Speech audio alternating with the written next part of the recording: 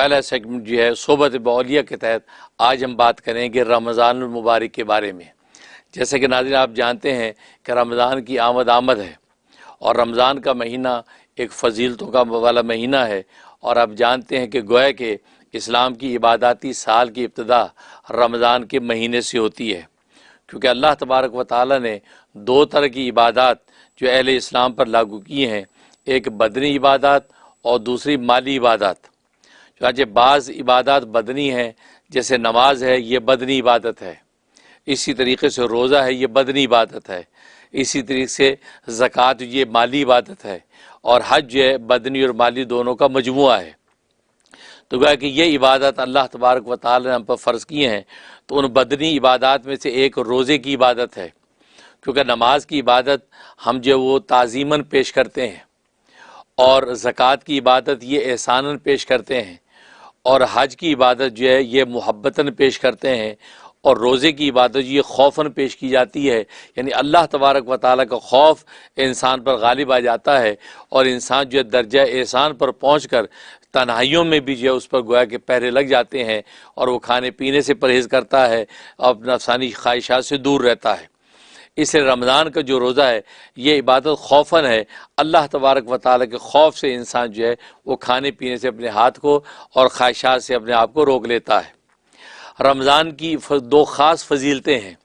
ایک فضیلت رمضان کی یہ ہے کہ اس مہینے میں اللہ تبارک و تعالیٰ جنتوں کے دروازے کھول دیتے ہیں اور جہنموں کے دروازے بند کر دیتے ہیں، اور دوسری فضیلت یہ ہے کہ اس مہینے میں اللہ تبارک و تعالیٰ شیاطین کو جکڑ دیتے ہیں، ابلیس و شیاطین کو گویا کہ جیل خانوں میں بند کر دیتے ہیں، اور گویا کہ ملائکوں کو پھیلا دیتے ہیں۔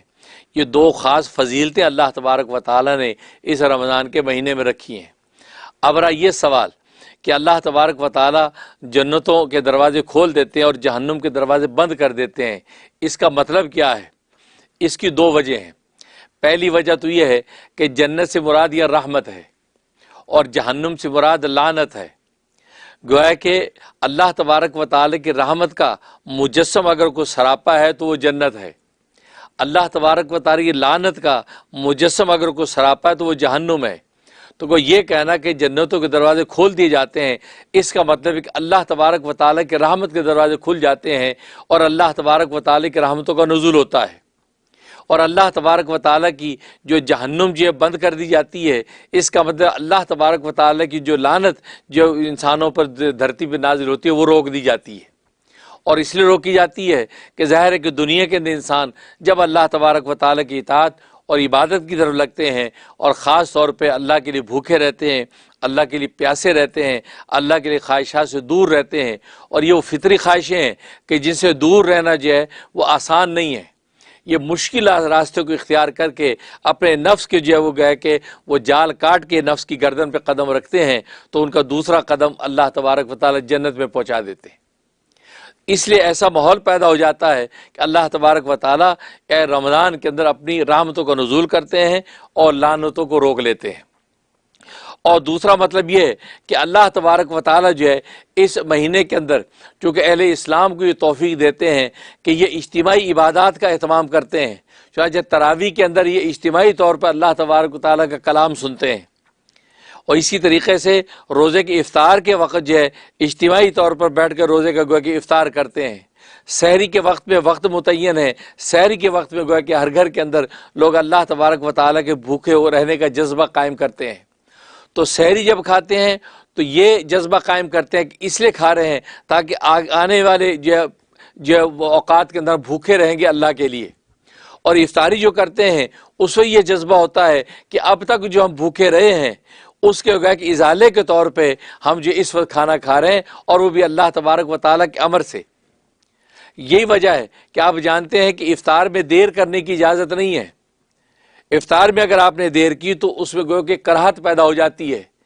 حالانکہ انسان جو سارا دن اللہ کے لیے بھوکا رہتا ہے، عین افطار کا جب وقت ہو گیا اس میں اگر انسان یہ سوچے کہ کوئی بات نہیں ہے 2-4 منٹ کے بعد روزہ کھول لیں گے، کوئی اتنی جلدی کیا ہے، سارے دن جو بھوکے رہیں، نہیں، اللہ تبارک و تعالیٰ کو یہ گوارا نہیں، کیونکہ آپ اپنی طبیعت سے 5 منٹ لیٹ کھا رہے ہیں۔ آپ شریعت کی وجہ سے نہیں کھا رہے، شریعت نے تو آپ کا وقت متعین کر دیا تھا، اسی وقت اب آپ کو افطار کرنا ہے، کیونکہ اللہ تبارک و تعالیٰ کا امر متوجہ ہے۔ اور یہ سارے دن کا بھوکا رہنا، پیاسا رہنا، یہ آپ کا اپنی ذات اور طبیعت کے لیے نہیں ہے، یہ اللہ تبارک و تعالیٰ کی رضا اور شریعت کے لیے تھا۔ لہذا کھانے کا جب افطار کا آئے تو فوراً یہ افطار میں جلدی کرے، اور یہ جلدی کرنا اللہ تبارک و تعالیٰ کو اس لیے پسند ہے کہ یہ میرے امر اور میری چاہت کے لیے جلدی کر رہا ہے، یہ اپنی طبیعت کی وجہ سے جلدی نہیں کر رہا۔ اگر طبیعت کی وجہ سے جلدی کرتا تو 16-15 گھنٹے بھوکا کیوں رہتا؟ 15-16 گھنٹے بھوکا رہا، اس کا مطلب طبیعت پر یہ غالب آ کر یہ اللہ تبارک و تعالیٰ کے رضا کے لیے عین وقت پہ روزے کو افطار کر رہا ہے۔ اس لیے فرمایا کہ افطار کے وقت میں اجتماعی طور پہ سب جو افطار کرتے ہیں اور اجتماعی عبادت میں اللہ تبارک و تعالیٰ کو پکارتے ہیں، تو ضرور زمین پہ انسان جب اکٹھے ہو کے اللہ کو پکارتے ہیں تو اللہ کی رحمت جوش میں آ جاتی ہے۔ اللہ کی رحمت جب جوش میں آتی ہے تو یہی مطلب ہے جنتوں کے دروازے کھلنے کا، کہ اللہ کی رحمت کی بارش نازل ہونے لگتی ہے، اور اللہ کی رحمت کی جب بارش نازل ہوتی ہے تو اللہ کی رحمت کا جو مجسم مقام ہے، منجمد مقام جو ہے اللہ تبارک و تعالیٰ کا، وہ کیا ہے؟ وہ جنت ہے۔ تو وہ کہ اللہ تبارک و تعالیٰ جنت کا فیصلہ کر دیتے ہیں تو انسان کو جنت ملتی ہے۔ اس لیے جو فرمایا کہ اس وجہ سے کہ یہ دو ایسی وجہ ہیں جس کی وجہ سے گویا کہ یہ جنتوں کے دروازے بند کیے جاتے ہیں، اور جنتوں کے دروازے کھولے جاتے ہیں اور جہنم کے دروازے بند کیے جاتے ہیں۔ اور دوسری خصوصیت رمضان کی فضیلت یہ ہے کہ شیاطین کو جکڑ دیا جاتا ہے، شیاطین جکڑ دیے جاتے ہیں، ملائکہ پھیلا دیے جاتے ہیں۔ یہ کیوں؟ اس کا مطلب یہ ہے کیونکہ انسان کی فطرت ہے، جب اس پر بہیمیت غالب آتی ہے تو اسے گناہ ہوتے ہیں، کیونکہ انسان اصل میں یہ ملکوتیت اور بہیمیت کے مجموعے کا نام ہے۔ یعنی ملائکہ یہ ملکوتیت سے متصف ہیں، اور یہ حیوانات یہ بہیمیت سے متصف ہیں۔ حیوانات بہیمیت کے تحت چلتے ہیں، اپنی طبیعت پہ عمل کرتے ہیں، اور ملائکہ یہ ملکوتیت پہ چلتے ہیں۔ یہ ایک ملائکہ نورانی ہے، یہ اللہ تبارک و تعالیٰ کی خاص جو ہے وہ ملکوتیت کی شان میں رہتے ہیں۔ لیکن انسان ان دونوں کے درمیان میں، اس میں فرشتوں جیسی ملکوتیت بھی ہے، اس میں حیوانوں جیسی بہیمیت بھی ہے۔ جب اس میں ملکوتیت غالب آتی ہے تو یہ اللہ تبارک و تعالیٰ کا تقوی اور نیکی اختیار کرتا ہے۔ جب اس پر بہیمیت غالب آتی ہے تو یہ گویا کہ نفسانی خواہشات میں مبتلا ہو کر معصیت اور گناہ میں مبتلا ہو جاتا ہے۔ اب اس رمضان کے مہینے میں شیاطین جکڑ دینے کا مطلب یہ ہے کہ انسان جب اللہ کے لیے بھوکے رہتے ہیں، اللہ کے لیے پیاسے رہتے ہیں، اللہ کے لیے خواہشات سے دور رہتے ہیں، تو نتیجہ یہ کہ شیطان جو بہیمیت کی وجہ سے ان کو گناہوں میں مبتلا کرتا تھا، وہ بہیمیت ان کی مغلوب ہو جاتی ہے،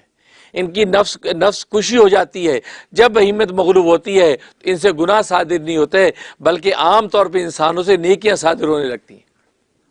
گویا کہ رمضان کے مہینے میں گویا کہ غافل سے غافل انسان بھی اللہ تبارک و تعالیٰ کی یاد میں اور اللہ تبارک و تعالیٰ کی عبادت میں لگ جاتا ہے۔ کچھ نہ ہو تو کم سے کم وہ روزہ رکھ کے، نہ کھا کے، نہ پی کے، اور خواہشات سے دور رہ کے اپنے رب کو راضی کرتا ہے۔ تو اس لیے فرمایا کہ شیطان جکڑ دیے جاتے ہیں، مطلب شیاطین کا زور نہیں چلتا، کیونکہ بہیمیت مغلوب ہو گئی، ملکوتیت غالب آ گئی، کیونکہ بھوکا رہنا یہ فرشتوں کی شان ہے، پیاسا رہنا یہ فرشتوں کی شان ہے، خواہشات سے دور رہنا یہ فرشتوں کی شان ہے، کیونکہ اس کے اندر ملکوتیت کی شان پیدا ہو جاتی ہے، فرشتوں جیسی شان پیدا ہو جاتی ہے، اور دنیا کے اندر جو فرشتے نازل ہو کر پھیل جاتے ہیں یہ بھی گویا کہ ایک طرح کا فرشتہ ہو جاتا ہے۔ اب ان کی صحبت اور رفاقتوں کے ساتھ جو ہے یہ گویا کہ تقوی و ورع کی منازل کو طے کرتا ہے۔ اس لیے فرمایا کہ اس کے اندر ملائکہ کی اس کو صحبت نصیب ہو جاتی ہے، اور شیاطین لعین جو ہے وہ جکڑ دی جاتے ہیں، جیل خانوں میں ڈال دیے جاتے ہیں، اور یہ ان سے بچ جاتا ہے۔ اس وجہ سے فرمایا کہ یہ اس کے اندر کیفیت پیدا ہوتی ہے۔ اور دوسری وجہ یہ کہ یہ انسانوں کا عام طور پہ دستور یہ ہے کہ جب اہم دن ہوتا ہے تو اس کے لیے فنکشن جب کیا جاتا ہے اس کے لیے باقاعدہ تیاریاں کی جاتی ہیں۔ کوئی بڑا جلسہ ہے، کانفرنس ہے، کوئی بڑا جو فنکشن ہے، تو اس کے لیے سب سے پہلے اس پر فوکس کیا جاتا ہے، یا دوست آئیں اور دشمن دور رہیں،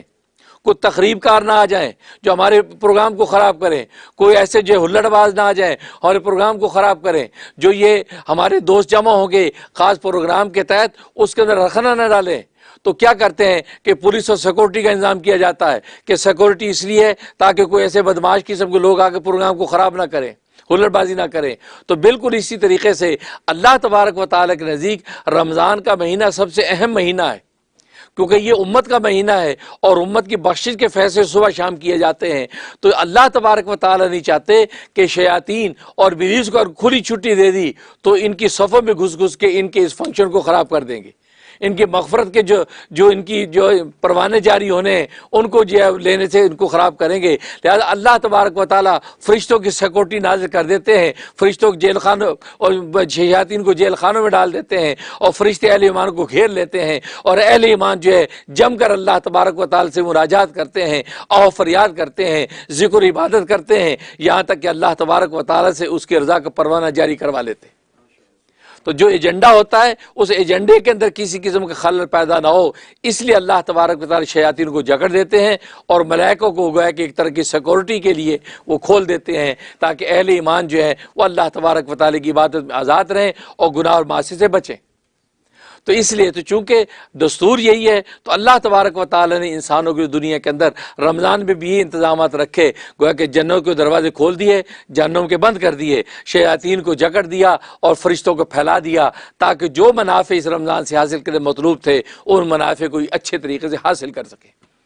اور یہ نہ کہیں کہ ہم محروم رہے، ہمیں پتہ نہیں چلا، شیطان نے یہ کروا دیا۔ جیسے 11 مہینے کے عرصے میں ہم یہ کہتے ہیں جی یہ شیطان نے کرا دیا، شیطان نے غافل کر دیا، لیکن اللہ تبارک و تعالیٰ 1 مہینے میں شیاطین کو بھی بند کر دے کہ آپ کو یہ عذر بھی آپ کا ختم کر دیا کہ یار شیطان نے کرا دیا۔ تو یہ اللہ تبارک و تعالیٰ کی سنت اور رحمتیں ہیں جو اس مہینے کے اندر نازل ہوتی ہیں، اور ظاہر رمضان کے مہینے کی آمد ہے، اس لیے ابھی سے مراقبہ کریں اور ارادہ قوی رکھیں کہ یا اللہ یہ جو مہینہ برکت و رحمت والا آ رہا ہے، ہم اس قدر آپ کی عبادت اور اس قدر یہ مناجات اور دعا و اذکار کریں کہ دنیا میں ہی ہمارے لیے جنت کا فیصلہ ہو جائے۔ تبھی تو حدیث میں آتا ہے کہ ہلاک ہو گیا وہ شخص جس کو رمضان کا مہینہ ملا اور اس کی مغفرت نہیں ہو سکی۔ اس کا مطلب یہ اس مہینے میں اللہ تبارک و تعالی بخشش کے عام فیصلے کرتے ہیں، چھوٹے چھوٹے بہانوں پر اللہ بخش دیتے ہیں۔ تو رمضان کے اس مہینے میں اس نے اگر بخشش نہیں کروائی تو پھر اب کوئی ایسا مہینہ نہیں ہے جس میں یہ بخشش کروا سکتا ہے، لہذا اس شخص کے لیے ہلاکت کسی اور کوئی فیصلہ نہیں ہے۔ اس رمضان کا مہینہ بہت اہم ہے۔ اللہ سے دعا ہے کہ اللہ تبارک و تعالی ہمیں رمضان مبارک کی پوری برکتیں اور رحمتیں لوٹنے کی توفیق عطا فرمائے اور ہمیں ہمت عطا فرمائے، ہم اس کی ذکر و عبادات، قرآن کریم کی تلاوات، اور جیسے کہ حدیث میں آتا ہے کہ اس مہینے کے اندر 4 چیزوں کا اہتمام کریں۔ ایک تو کثرت سے کلمے کا ورد کریں، لا الہ الا اللہ محمد رسول اللہ، کثرت سے کلمے کا ورد کریں۔ دوسرا فرمایا کثرت سے استغفار کریں، استغفر اللہ استغفر اللہ ہر وقت پڑھیں۔ اور دوسرا فرمایا، تیسرا فرمایا 2 دعائیں کریں، جنت کو مانگیں کہ اللہم انی اسألک الجنہ، اے اللہ میں جنت کا سوال کرتا ہوں، مجھے جنت عطا فرما۔ اور فرمایا کہ جہنم سے پناہ مانگے، اللہم انی اعوذ بک من النار، اے اللہ میں جہنم سے پناہ مانگتا ہوں۔ تو گویا کہ 2 دعائیں کریں، ایک جنت کو مانگنے کی دعا اور دوسرے جہنم سے پناہ کی دعا، اور 2 جو ہے ذکر کریں، ایک لا الہ الا اللہ کا کثرت سے ذکر اور دوسرا استغفار کا کثرت ذکر۔ استغفار کے اندر آپ استغفر اللہ بھی کہیں، یہ بھی استغفار میں شامل ہے، لہذا صبح شام چلتے پھرتے استغفر اللہ روزے کی حالت میں کہتے رہیں۔ اور یہ بھی ہے کہ پورا استغفار پڑھیں، استغفر اللہ الذی لا الہ الا هو الحی القیوم واتوب الیہ، یہ بھی پڑھ سکتے ہیں، یا استغفر اللہ ربی من کل ذنب واتوب الیہ، یہ بھی پڑھ سکتے ہیں۔ تو نبی کریم صلی اللہ علیہ وسلم نے ان 4 چیزوں کا خاص طور پہ تاکید فرمائی کہ رمضان کے مہینے میں ان 4 چیزوں کی کثرت کرو تو آپ کو اس رمضان کے پورے منافع حاصل ہو جائیں گے۔ اللہ سے دعا ہے کہ اللہ تبارک و تعالی عمل کرنے کی توفیق عطا فرمائے، آمین یا رب العالمین۔